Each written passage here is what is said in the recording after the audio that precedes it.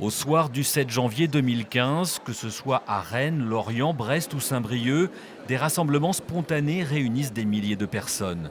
Partout, une même émotion traverse la foule, venue rendre un premier hommage à la rédaction décimée de Charlie Hebdo. C'est l'horreur, c'est l'atteinte à la liberté d'expression.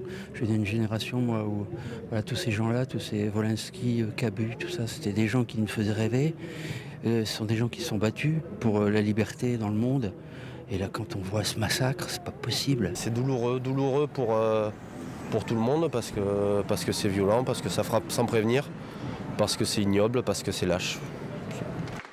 10 ans plus tard, il suffit d'évoquer cette triste date pour laisser remonter les souvenirs. Beaucoup d'émotions, je trouve, parce que depuis cette date, on fait quand même attention à pas mal de choses. Et puis, il y a encore des petits rappels, là, des histoires qui sont passées pendant les fêtes et tout ça. Donc, on se dit que ça peut se reproduire et puis qu'il ne faut pas baisser la garde, mais il faut quand même continuer à vivre. Effectivement, c'est quelque chose qui nous a quand même plutôt traumatisés à l'époque.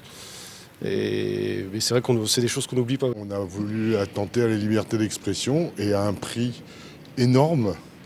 Et je regarde un souvenir vraiment très prégnant, toujours très prégnant, parce que c'est un événement, je crois qu'il y a eu un avant et un après. Ça représente toujours l'incertitude, les problèmes qu'il y a encore et qui sont encore présents. Et on est tous Charlie encore, je pense. En 2015, le slogan avait rapidement fleuri dans la rue et sur les réseaux sociaux. En 2025, il est toujours d'actualité, au moins le temps d'une commémoration.